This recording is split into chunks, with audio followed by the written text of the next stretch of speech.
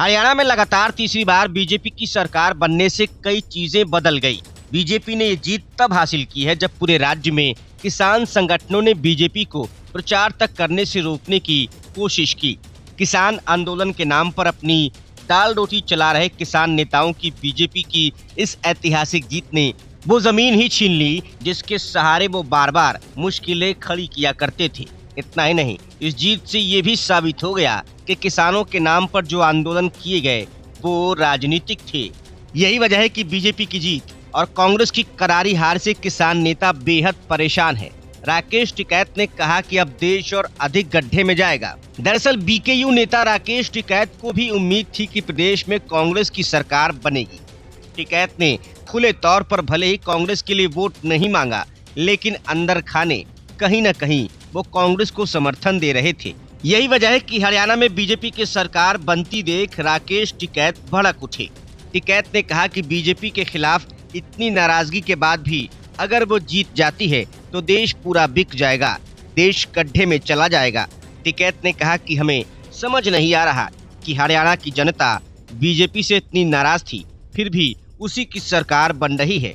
पता नहीं ये कैसे हो जाता है। हमें नहीं लग रहा है कि बीजेपी को जनता ने मौका दिया है।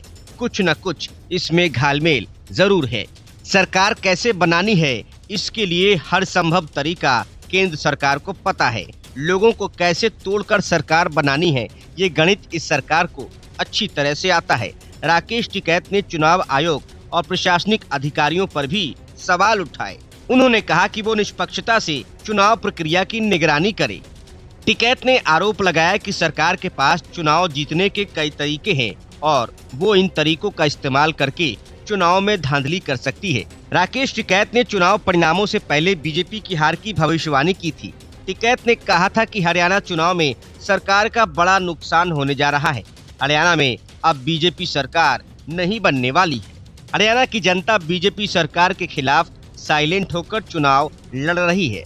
टिकैत ने हरियाणा में बीजेपी की हार के पीछे का कारण किसान आंदोलन बताया था। किसान नेता ने कहा था कि किसानों का आंदोलन भले ही दिल्ली में हुआ, लेकिन उसका सबसे ज्यादा असर हरियाणा में हुआ था। इसका असर हरियाणा चुनाव में देखने को मिल सकता है। वहीं पंजाब महिला मोर्चा की प्रधान जयेंद्र कौर ने कहा कि पंजाब में लोकसभा चुनाव के दौरान भाजपा को बेशक हार का सामना करना पड़ा, लेकिन वोट बैंक में बीजेपी ने 18% से अधिक का वोट बैंक स्थापित करने में सफलता हासिल की थी। उन्होंने कहा कि हरियाणा में भी किसान संगठनों का जबरदस्त विरोध विधानसभा चुनाव के दौरान देखने को मिला, लेकिन हरियाणा के मतदाताओं ने किसानों के विरोध को नजरअंदाज करते हुए अपने सुनहरे भविष्य को प्राथमिकता देते हुए बीजेपी को लगातार तीसरी बार मौका दिया। हरियाणा में कांग्रेस की करारी हार से इंडी गठबंधन के 3 सहयोगियों की बातचीत खिल गई। ये तीनों है उद्धव ठाकरे, अरविंद केजरीवाल और हेमंत सोरेन। हेमंत सोरेन ने तो अब तक कांग्रेस की हार पर कुछ कहा नहीं है, लेकिन उद्धव ठाकरे और केजरीवाल ने बिना मौका गवाए कांग्रेस पर हमले तेज कर दिए। वजह महाराष्ट्र और दिल्ली के विधानसभा चुनाव है। महाराष्ट्र में उद्धव ठाकरे बड़े भाई की भूमिका के साथ सीएम का पद चाहते हैं, तो केजरीवाल दिल्ली की गद्दी बचाने के लिए कांग्रेस से गठबंधन। इसीलिए नतीजे आने के तुरंत बाद इन दोनों पार्टियों ने कांग्रेस के साथ माइंड गेम शुरू कर दिया। शिवसेना यूबीटी की प्रियंका चतुर्वेदी ने तो साफ कह दिया कि अकेले दम पर कांग्रेस बीजेपी के सामने कमजोर पड़ जाती है। बाकी का काम उद्धव ठाकरे ने किया। उन्होंने कहा कि अब शरद पवार और कांग्रेस तय करें कि सीएम कैंडिडेट कौन होगा और मैं उसका समर्थन करूंगा। तो दूसरी ओर केजरीवाल ने कांग्रेस को ये याद दिलाने की कोशिश की कि आम आदमी पार्टी के साथ गठबंधन न करना उसे ले डूबा। राघव चड्ढा ने शायराना अंदाज में पोस्ट किया कि हमारी आरजू की फिक्र करते तो कुछ और बात होती, हमारी हसरत का ख्याल रखते तो एक अलग शाम होती। आज वो भी पछता रहा होगा मेरा साथ छोड़कर, अगर साथ साथ चलते तो कुछ और बात होती। उन्होंने इशारों ही इशारों में ये कहने की कोशिश की कि अगर हरियाणा में आम आदमी पार्टी और कांग्रेस ने गठबंधन कर चुनाव लड़ा होता तो आज जीत का परचम हम लोग लहरा चुके होते, लेकिन अफसोस ऐसा हो नहीं सका। असल में शराब घोटाले और भ्रष्टाचार के आरोपों से जूझ रही आम आदमी पार्टी के लिए दिल्ली की सत्ता को बचाए रखना आसान नहीं है और खास तौर से हरियाणा में बीजेपी की ऐतिहासिक जीत के बाद तो पार्टी की हालत पतली हो गई है। ऐसे में केजरीवाल को चुनाव जीतने के लिए कांग्रेस की सख्त जरूरत है। माना जा रहा है कि कांग्रेस के बगैर आम आदमी पार्टी की दिल्ली में बुरी गत होनी तय है। यही वजह है कि अरविंद केजरीवाल ने कहा था कि इस चुनाव से सबसे बड़ी सीख यह है कि किसी को अति आत्मविश्वासी नहीं होना चाहिए। हरियाणा विधानसभा चुनाव से पहले कांग्रेस और आम आदमी पार्टी के बीच गठबंधन होने की चर्चा जोरों पर थी। इस संबंध में कई बैठकें भी हुई, लेकिन वो सार्थक नहीं हो सकी। इसके बाद दोनों पार्टियों ने अपनी राहें जुदा करते हुए अकेले ही चुनाव लड़ने का फैसला किया, जिसका नतीजा ये हुआ कि न ही कांग्रेस हरियाणा चुनाव में कुछ खास कर सकी और आम आदमी पार्टी की दुर्गति का अंदाजा महज इसी बात से लगा जा सकता है कि ये पार्टी राज्य में अपना खाता भी नहीं खोल सकी। इससे पहले हरियाणा इकाई के प्रदेश अध्यक्ष सुशील कुमार गुप्ता ने कहा कि अगर दोनों ही पार्टियों ने गठबंधन कर चुनाव लड़ा होता तो आज हम 70 से ज्यादा सीटों पर जीत का परचम लहरा चुके होती। उन्होंने कहा कि जब राष्ट्रीय स्तर पर आम आदमी पार्टी कांग्रेस के साथ गठबंधन किया था तो बीजेपी को बैसाखियों पर ला दिया था। इसी तरह मुझे पूरा भरोसा है कि अगर हमने हरियाणा विधानसभा चुनाव में भी कांग्रेस के साथ गठबंधन किया होता तो हम निश्चित तौर पर 70 से ज्यादा सीटों पर जीत दर्ज करने में सफल रहते। शीश महल में आतिशी मरलेना का अवैध रूप से कब्जा करवाने का केजरीवाल का प्लान चौपट होता दिख रहा है। केजरीवाल चाहते थे कि बिना सरेंडर किए उस बंगले पर आतिशी मरलेना का कब्जा करवा दिया जाए। इसी वजह से चुपके से आतिशी मरलेना का सामान उस बंगले में रखवा दिया गया और आतिशी मरलेना ने झटपट वहां अपना कैंप कार्यालय भी शुरू कर दिया। लेकिन जैसे ही इस गोलमाल की भनक लगी, आतिशी मरलेना के कैंप कार्यालय को वहां से हटा दिया गया। इसके पहले बीजेपी ने पीडब्ल्यूडी के अधिकारी के पत्र के हवाले से आरोप लगाया था कि केजरीवाल ने पीडब्ल्यूडी के अधिकारी को बंगले की चाबी नहीं सौंपी। सुनीता केजरीवाल ने चाबी सीएम ऑफिस के एक अधिकारी को दी और फिर उससे वापस ले ली ताकि अवैध तरीके से वहां आतिशी मरलेना को भेजा जा सके। केजरीवाल अगर बंगला सरेंडर करते तो पहले बंगले का स्टॉक चेक किया जाता, उसकी इन्वेंट्री बनती, उसके बाद ही वो बंगला किसी दूसरे को आवंटित किया जा सकता था। हालांकि उस बंगले को लेकर एक और बड़ा पेच फंसा है। रिनोवेशन के नाम पर नया बंगला बनवाने के मामले की जांच चल रही है और जांच पूरा होने से पहले वो बंगला किसी दूसरे को आवंटित नहीं किया जा सकता। लेकिन दिल्ली की सीएम होने के बावजूद आतिशी मरलेना ने बंगले पर अवैध रूप से अपना सामान भेजा। ऐसा अब तक देश के किसी सीएम ने नहीं किया होगा।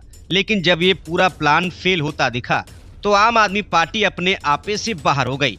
पार्टी ने आरोप लगाया कि दिल्ली की नई मुख्यमंत्री आतिशी को वो आवास आवंटित नहीं किया जा रहा है जिसे अरविंद केजरीवाल ने खाली किया है। पार्टी के राज्यसभा सांसद संजय सिंह ने भाजपा पर निशाना साधते हुए कहा कि दिल्ली में 27 साल से चुनाव नहीं जीत पाने के बाद वो मुख्यमंत्री आवास पर कब्जा करने की कोशिश कर रही है।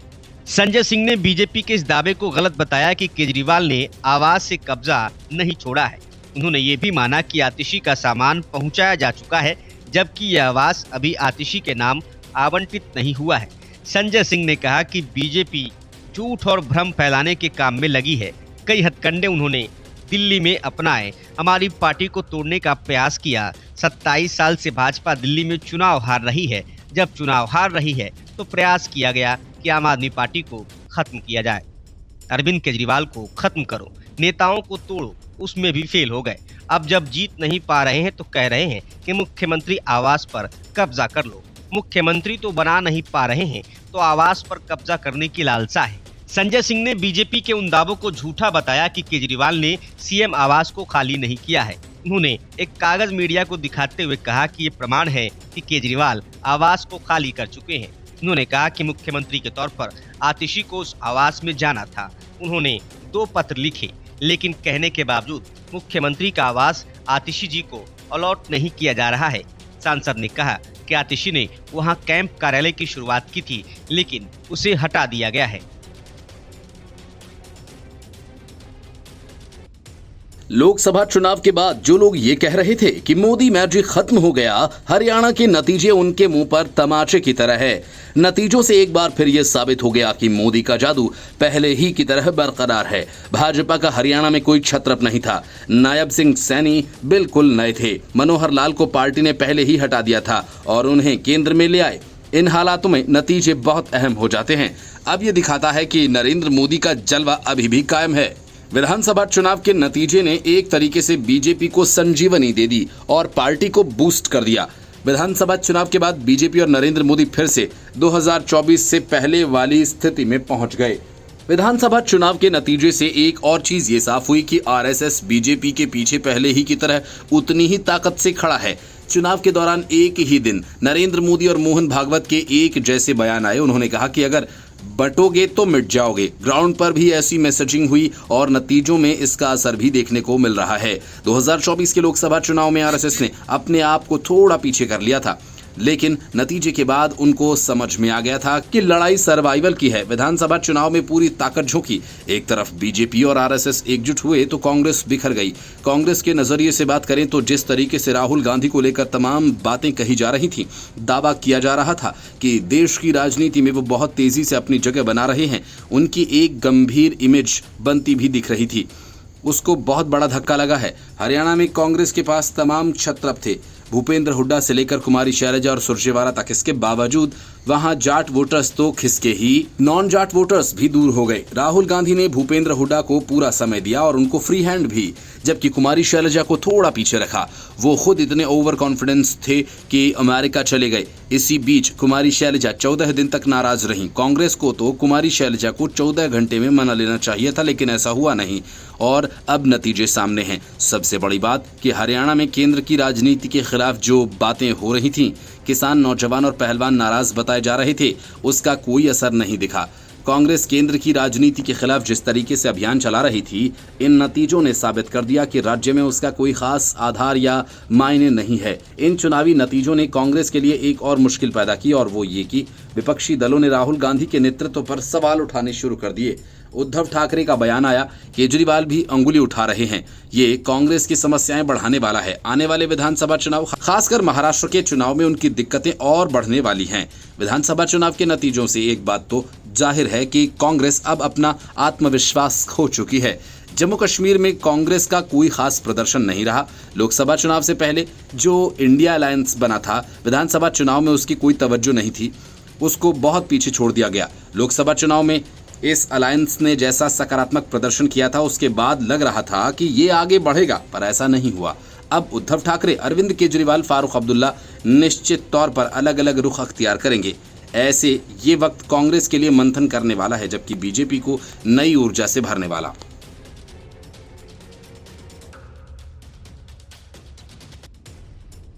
अरविंद केजरीवाल जिस शीश महल में रहते थे उसे सील किया जा सकता है, क्योंकि अवैध तरीके से बने इस बंगले का कोई नक्शा पास ही नहीं कराया गया और न ही उस बंगले का कंप्लीशन सर्टिफिकेट ही लिया गया। ऐसे में उस बंगले के सील होने का खतरा है।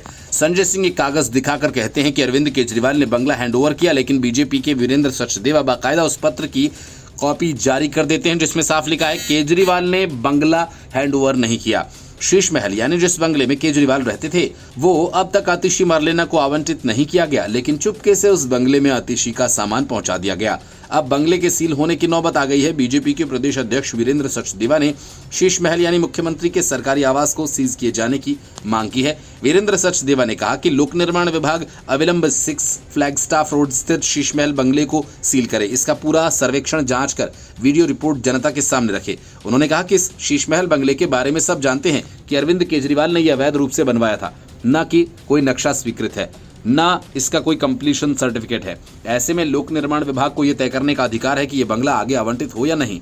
वीरेंद्र सचदेवा ने कहा कि आतिशी मरलेना के पास मंत्री के रूप में पहले से आवंटित 7 AB मथुरा रोड पर बंगला है और इसी बंगले से तत्कालीन मुख्यमंत्री शीला दीक्षित ने 1998 से 2004 तक सरकार चलाई थी, तो आतिशी क्यों नहीं चला सकती। उन्होंने कहा कि आतिशी बंगले के लिए इतना बौखला रही हैं, पर सच ये है कि उन्हें मंत्री के रूप में 7 AB मथुरा रोड का बंगला आवंटित था, उसमें भी आज तक वो नहीं रही, क्योंकि उस बंगले में मनीष सिसोदिया अवैध रूप से रह रहे थे।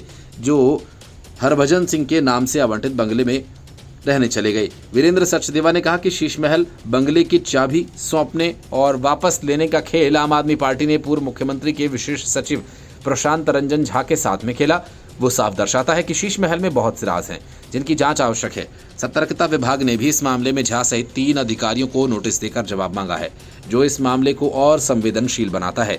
बीजेपी नेता ने कहा कि मनीष सिसोदिया अवैध रूप से एक सांसद बंगले में रहने चले गए तो बेहतर होगा कि आतिशी खुद को आवंटित 7 मथुरा रोड वाले खाली बंगले में शिफ्ट कर लें।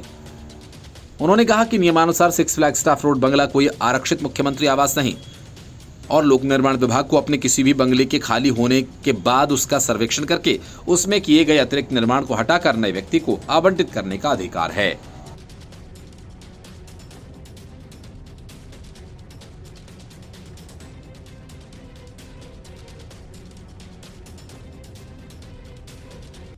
अरविंद केजरीवाल ने अपनी घटिया सियासत के चलते सीएम के पद को मजाक बना दिया।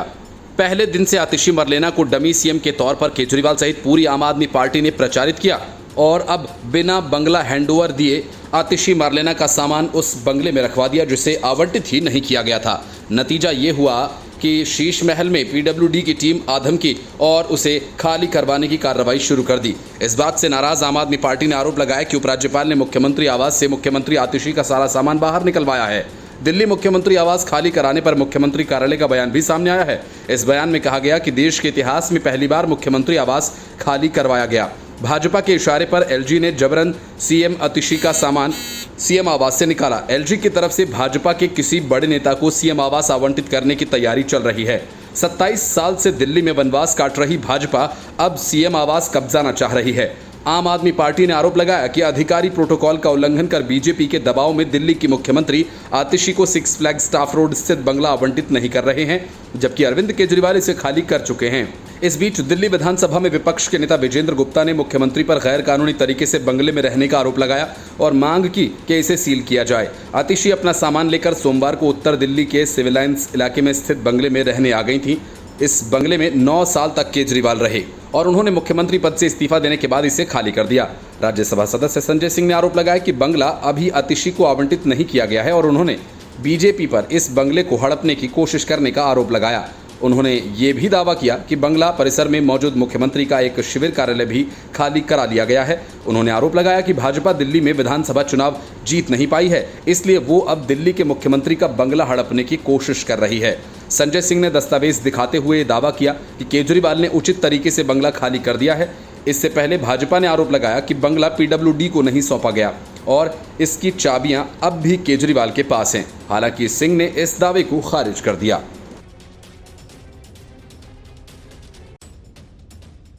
हाथ से हालात बदलने की राहुल गांधी की कोशिशों का बुरा अंजाम हुआ। हालात तो नहीं बदल सके, लेकिन इस चक्कर में खुद कांग्रेस की हालत पतली हो गई। उसके मुकाबले योगी आदित्यनाथ के बटोगे तो कटोगे का जादू हरियाणा से लेकर जम्मू कश्मीर तक खूब चला। लोकसभा चुनाव में पूर्ण बहुमत से एनडीए की सरकार बनने के बाद भी भाजपा के चेहरे पर मायूसी थी, लेकिन 3 महीने बाद ही हरियाणा के नतीजे ने उसे खिलखिलाने का मौका दिया है। भाजपा के स्टार प्रचारक पीएम नरेंद्र मोदी की अगुवाई में चले इस चुनावी अभियान में यूपी के सीएम योगी आदित्यनाथ का प्रचार भी हरियाणा से जम्मू कश्मीर तक बीजेपी के प्रसार में काम आया है। योगी ने जम्मू में जिन प्रत्याशियों के लिए प्रचार किया था, उनमें 90% उम्मीदवारों को जीत मिली है। वहीं हरियाणा में भी योगी की प्रचार वाली 60% से अधिक सीटों पर कमल खिला है। योगी ने 22 सितंबर से 3 अक्टूबर के बीच अलग अलग तारीखों में हरियाणा और जम्मू में भाजपा के लिए सभाएं की थी। योगी हरियाणा में 4 दिन गए थे और 20 प्रत्याशियों के लिए प्रचार किया था। इनमें 13 प्रत्याशियों ने जीत हासिल की है। जम्मू में योगी ने 11 प्रत्याशियों के लिए प्रचार किया और इनमें से 10 सीटों पर भाजपा को जीत मिली है। एकमात्र छंब विधानसभा में ही भाजपा पिछड़ी है। खराब मौसम के चलते योगी ने यहां मोबाइल फोन से सभा को संबोधित किया था। जम्मू में योगी की प्रचार वाली जीती सीटों में कठुआ और किश्तवाड़ जैसी सीटें शामिल है। किश्तवाड़ में भाजपा ने शगुन परिहार को अपना उम्मीदवार बनाया था। उनके पिता और चाचा की आतंकियों ने गोली मारकर हत्या कर दी थी। मुस्लिम बहुल इस सीट पर शगुन भाजपा के लिए कमल खिलाने में कामयाब रही है। योगी आदित्यनाथ के इस स्ट्राइक का असर यूपी में होने वाले उपचुनाव, महाराष्ट्र और झारखंड में खास तौर पर दिखेगा। यूपी में इसलिए क्योंकि उत्तर प्रदेश में संविधान बदलने और आरक्षण खत्म करने का जो नैरेटिव राहुल गांधी और अखिलेश यादव ने चलाया, इसका फायदा भी उन्हें मिला। लेकिन उपचुनाव में भी उन्हें ऐसी ही कामयाबी हासिल होगी, क्योंकि नरेंद्र मोदी की अगुवाई में एनडीए की लगातार 2 बार बनी सरकारों का ट्रैक रिकॉर्ड कभी आरक्षण विरोधी नहीं रहा। जहां तक बात संविधान और लोकतंत्र पर खतरे के राहुल एंड कंपनी के दावे की है, तो इसके पीछे भी कोई ठोस आधार नहीं है। यही वजह है कि बीजेपी इसे चुनावी फायदे के लिए जानबूझकर किया गया दुष्प्रचार बताया और योगी आदित्यनाथ ने तो आगे बढ़कर बटोगे तो कटोगे वाला नारा कर दिया। हरियाणा और जम्मू कश्मीर में ये नारा खूब चला। विश्लेषकों का कहना था कि लोकतंत्र, संविधान और आरक्षण को खतरे का दावा दुष्प्रचार था, तो अगले ही चुनाव के नतीजे इस बात की तस्दीक कर देंगे। अगर राहुल गांधी और विपक्ष का इंडी गठबंधन दलित मतदाताओं को बीजेपी से दूर करते रहने में आगे भी कामयाबी हासिल करता है, तब तो यही साबित होगा कि इन खतरों का डर गहरी जड़ें जमा चुका है। अब जब दोनों प्रदेशों के पक्के नतीजे आ चुके हैं, तो यही साबित हो रहा है कि राहुल गांधी एंड कंपनी का दावा दरअसल दुष्प्रचार ही था। सवाल ये है कि क्या राहुल गांधी अब भी जेब में संविधान की कॉपी लेकर घूमेंगे और दावा करते रहेंगे कि बीजेपी से संविधान और आरक्षण को खतरा है। राहुल का ट्रैक रिकॉर्ड तो यही कहता है कि वो अंबानी अडानी पर बार बार मुंह की खाने के बावजूद कभी इसकी रट नहीं छोड़ते हैं। वो अंबानी अडानी को देश का लुटेरा बताने के चक्कर में ऐसी ऐसी दलीलें देते हैं जिनका न कोई सिर होता है न पैर। ऐसी दलीलों पर ही बीजेपी उन्हें पप्पू बताती है। हरियाणा में चुनाव प्रचार के दौरान ही राहुल ने जब जलेबी की फैक्ट्री लगाने की बात की, तो बीजेपी इसे ले उड़ी। राहुल की छवि का मुद्दा हटा भी दें तो इतना तो सही है कि जिन दलितों के दम पर राहुल, उनकी पार्टी कांग्रेस और इंडी गठबंधन के साथी दल अपने रिवाइवल का सपना देख रहे थे, उस पर फिलहाल तो पानी फिर गया है।